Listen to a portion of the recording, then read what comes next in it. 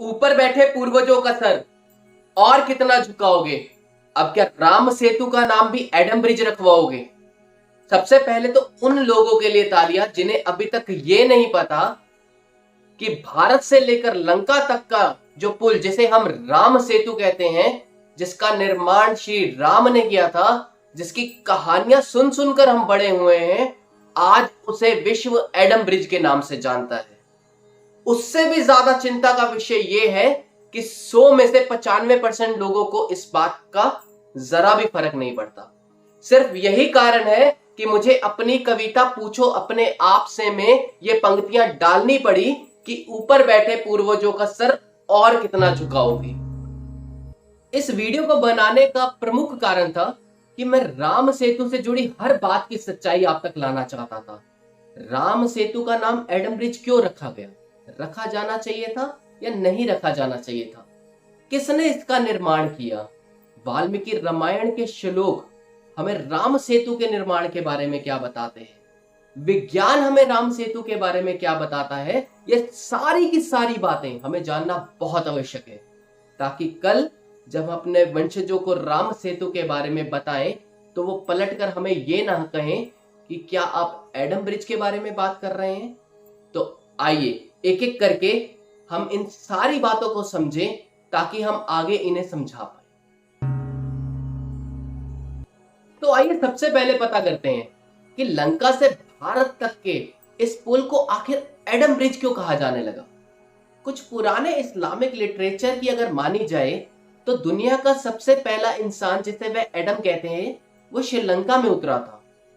जिस पहाड़ पे एडम उतरे थे उस पहाड़ को आज वो लोग एडम्स पीक भी कहते हैं, और उनका मानना यह है कि जो एडम थे वो लंका से भारत तक चल कर आए थे और उन्होंने इस पुल का इस्तेमाल किया। इसी बात को 1804 में एक ब्रिटिशर ने सेकेंड किया और उन्होंने एक मैप का निर्माण किया। उस मैप में उन्होंने इस ब्रिज को एडम ब्रिज का नाम दिया।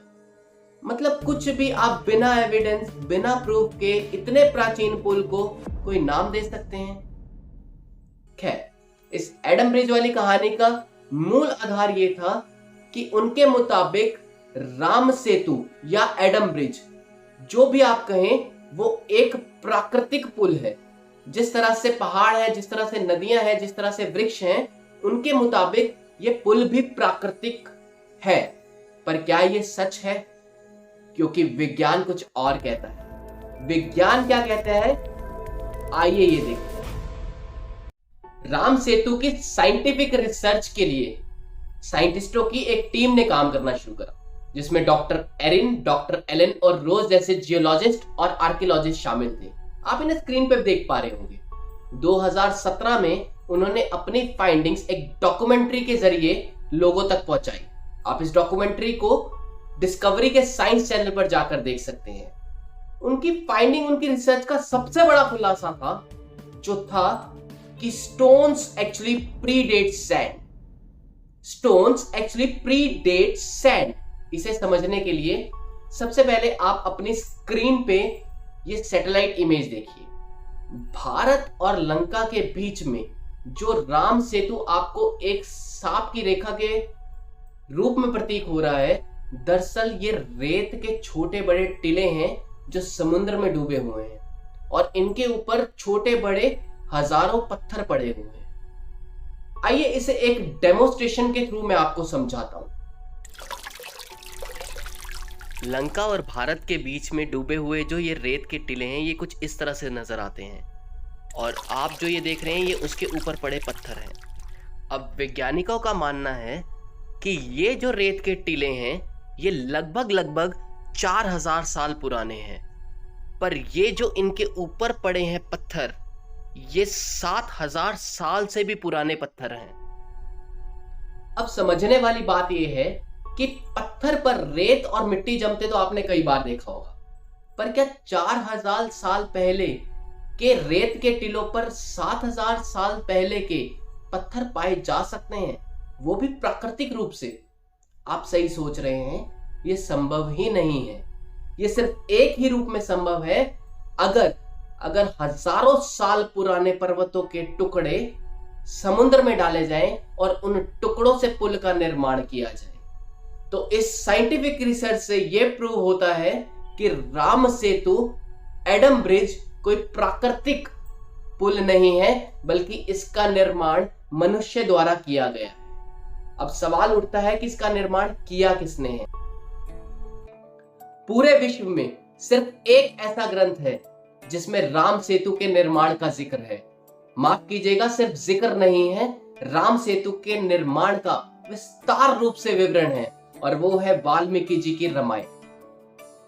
अच्छा, बचपन से मैंने एक कहानी सुनी है, शायद आपने भी सुनी होगी, कि वानर सेना ने पत्थर पर श्री राम लिखा, उसे पानी में फेंका और वो समुद्र में तैरने लग गए, जिससे राम सेतु का निर्माण हुआ। माफ कीजिएगा, अभी तक तो मैंने ऐसा कुछ नहीं पढ़ा, पर आने वाले 1 मिनट में और 8-10 श्लोकों द्वारा मैं ये प्रूव कर दूंगा कि राम सेतु एक बहुत ही साइंटिफिकली और टेक्निकली तैयार किया गया ब्रिज था। अब सबसे बड़ी प्रॉब्लम है कि आपको भी मेरी तरह संस्कृत नहीं आती, तो आइए आपकी ये दुविधा भी मैं सॉल्व कर देता हूं। हर श्लोक का word to word English translation आपकी स्क्रीन पर आएगा, आप पॉज कर करके उसे पढ़िएगा और हर श्लोक को एहसास कीजिएगा। मैं थैंक्स करना चाहूंगा जहां से मैंने ये इंग्लिश ट्रांसलेशंस ली हैं, उनका लिंक मैंने नीचे दिया हुआ है, आप पूरी की पूरी रामायण इंग्लिश में वहां जाके पढ़ सकते हैं। तो आइए चलते हैं और नजर डालते हैं वाल्मीकि रामायण के युद्ध कांड के इन श्लोकों पर। युद्ध कांड चैप्टर नंबर 22 श्लोक नंबर 50।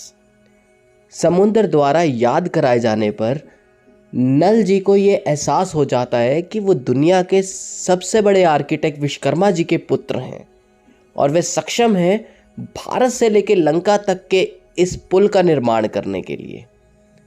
श्लोक नंबर 51। इतनी विशाल वानर सेना को देखकर उन्हें यकीन हो जाता है कि श्री राम की लीडरशिप में वे इस पुल का निर्माण कर सकते हैं। श्लोक नंबर 53। नल जी के आदेश से वानर सेना द्वारा पुल का निर्माण आरंभ किया जाता है। सबसे पहले पहाड़ों के बड़े बड़े पत्थरों को और वृक्ष की लकड़ियों को समुद्र में डालना शुरू किया जाता है। श्लोक नंबर 54, 55 और 57 आप स्क्रीन पर देख पा रहे होंगे कि कितनी बारीकता से और कितनी खूबसूरती से हर उस वृक्ष का नाम लिखा गया है जिसकी लकड़ियों और जड़ों का इस्तेमाल इस पुल के निर्माण के लिए किया गया था। श्लोक नंबर 58, 60 और 63 ये मेरे सबसे फेवरेट श्लोक हैं, क्योंकि इस बात की पुष्टि कर देंगे कि ये बहुत ही तकनीकी रूप से तैयार किया गया पुल था। श्लोक नंबर 58 जो हमें बताता है कि हाथी के आकार के पत्थरों और वृक्षों को समुद्र तक मैकेनिकल प्रोसेसेस के थ्रू लाया गया था। श्लोक नंबर 60 बड़े बड़े पत्थरों और वृक्षों को रस्सियों और पेड़ की जड़ों से बांधा गया था ताकि उन्हें मजबूती प्रदान की जा सके। श्लोक नंबर 63 जो हमें बताता है कि सिर्फ टेक्निकल एक्सपर्टीज नहीं थी वानर सेना के पास, उनके पास मेजरिंग टूल्स और इक्विपमेंट भी मौजूद थे। आगे के श्लोकों से पिक्चर पूरी क्लियर हो जाती है, क्योंकि आगे के श्लोक हमें बताते हैं कि राम सेतु का निर्माण 5 दिन में पूरा हो गया था।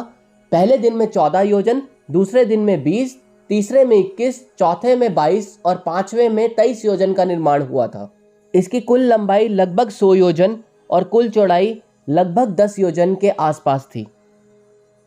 अब अलग अलग स्कॉलर्स द्वारा योजन की अलग अलग परिभाषा दी गई। कुछ का मानना है कि 1 योजन लगभग 8 किलोमीटर के बराबर होता है, और वहीं कहीं दूसरों का मानना है कि 1 योजन लगभग 12.5 किलोमीटर के बराबर होता है। हम इसे ऑन एन एवरेज 10 किलोमीटर भी लें तो इस पुल की कुल चौड़ाई लगभग 100 किलोमीटर और कुल लंबाई 1000 किलोमीटर के आसपास की थी। इतना विशाल पुल, लाखों की वानर सेना, इतना सुंदर वर्णन। मुझे नहीं लगता कि इतनी छोटी सी बात कि यही राम सेतु है, मानने के लिए इससे ज़्यादा डिस्क्रिप्शन की ज़रूरत है हमें। पर अब आपके मन में एक सवाल आएगा जो मेरे मन में भी आया था। अगर भारत से लंका तक का डिस्टेंस मैं नेट पे सर्च करता हूँ तो वो केवल 35 से 50 किलोमीटर आता है, पर अगर मैं राम सेतु की बात करूँ जिसका वर्णन रामायण में दिया गया है, वो लगभग 1000 किलोमीटर लंबा था। तो क्या आज का श्रीलंका देश वही रावण की लंका है जिसका जिक्र रामायण में किया गया था? तो भैया हर प्रश्न का आंसर आपको वेद और शास्त्र में ही मिलेगा। इसका जवाब भी हमें मिलता है सूर्य सिद्धांत में। अब जब नीलेश जी जैसे बड़े बड़े संस्कृत स्कॉलर्स ने सूर्य सिद्धांत के श्लोकों को डीक्रिप्ट करना शुरू करा, तो रामायण के समय में महाद्वीपों की क्या लोकेशन थी इसका ज्ञान उन्हें प्राप्त हुआ। और वहीं से पता चलता है कि रावण की लंका की जो लोकेशन शास्त्रों में लिखी गई है वो है 0/0, यानी कि 0 लॉन्गिट्यूड और 0 लैटिट्यूड, जिसे शास्त्रों में निरक्षा भी कहा गया है, यानी कि धरती के बिल्कुल बीचों बीच। अब जिस एंशियंट प्राइम मेरिडियन का ज्ञान हमें सूर्य सिद्धांत जैसे शास्त्रों से मिलता है, अगर मैं उसे आज के मैप में ड्रॉ करूं तो वो आपको ये लाल रेखा के रूप में दिखेगी। ये एंशियंट प्राइम मेरिडियन उज्जैन और कुरुक्षेत्र से पास होती है और ये जहां इक्वेटर पे काटती है उस पॉइंट को शास्त्रों में निरक्षा कहा गया है, जो कि 0 लॉन्गिट्यूड और 0 लैटिट्यूड पॉइंट है। और अगर संस्कृत स्कॉलर और शास्त्रों की मानी जाए तो यही थी रावण की वो सोने की लंका। और मजे की बात यह है कि ये भारत के साउदर्न पॉइंट से लगभग 1100 किलोमीटर दूर है, यानी कि लगभग उतनी दूर जितनी लंबाई हमारे राम सेतु की थी। तो अब आप पूछेंगे कि ये लंका 0/0 पॉइंट से उठकर आज का श्रीलंका देश जिस जगह पर है ये वहां पहुंची कैसे? अब बहुत सारी साइंटिफिक थ्योरीज हैं जो हमें इसका कारण पता करने में सहायता कर सकती हैं, जिनमें से सबसे प्रमुख है अर्थ डिस्प्लेसमेंट थ्योरी। ये थ्योरी हमें बताती है कि समय के साथ साथ महाद्वीपों ने अपनी पोजीशंस भी बदली हैं। कुछ महाद्वीप एक दूसरे के करीब आए हैं और कुछ महाद्वीप समय के साथ एक दूसरे से दूर भी गए हैं। तो हो सकता है कि इतने 1000 सालों के बीत जाने के बाद रावण की लंका का कुछ हिस्सा उस जगह पर आ गया हो जहां आज का श्रीलंका देश है। अगली जो साइंटिफिक थ्योरी है जो इन रहस्यों को सुलझाने में हमारी मदद कर सकती है वो है वाटर राइज थ्योरी, जो हमें बताती है कि इन हजारों सालों में समुद्र का वाटर लेवल बहुत ज़्यादा इंक्रीज हुआ है और राम सेतु भी इसी वजह से पानी में डूब चुका है। और हो सकता है कि इन हजारों सालों में रावण की लंका का काफ़ी ज़्यादा हिस्सा समुद्र में डूब गया हो और आप जिस हिस्से को आज श्रीलंका के रूप में देख रहे हैं वो सिर्फ उसका कुछ अंश हो। खैर, कारण कुछ भी हो, पर एक बात तो सच है कि राम सेतु का निर्माण हुआ था जिसका वर्णन पूर्ण रूप से वाल्मीकि रामायण में दिया गया है और हमें इस विषय पर और रिसर्च की ज़रूरत है। And thanks to Indian government जिन्होंने जनवरी 2021 में राम सेतु के रिसर्च प्रोजेक्ट को स्टार्ट करने की अनुमति भी दे दी है। अगर आपको वीडियो अच्छा लगा हो तो आप इसे लाइक कर दीजिए और शेयर कर दीजिए। और जैसा कि मैंने अपनी कविता पूछो अपने आप से, मैं आपसे वादा करा था कि मैं अपनी कविता की प्रत्येक पंक्ति की पुष्टि वैज्ञानिक तौर से और ग्रंथों के श्लोकों द्वारा करूंगा। आज उसका पहला प्रूफ मैंने आपको इस वीडियो में दिया है। बाकी पंक्तियों की वीडियोस आप तक पहुंचते रहे इसके लिए आप सिर्फ एक सब्सक्राइब का बटन दबा सकते हैं। तो मिलते हैं मेरी अगली वीडियो में, तब तक के लिए नमस्कार, सत श्री अकाल, जय हिंद।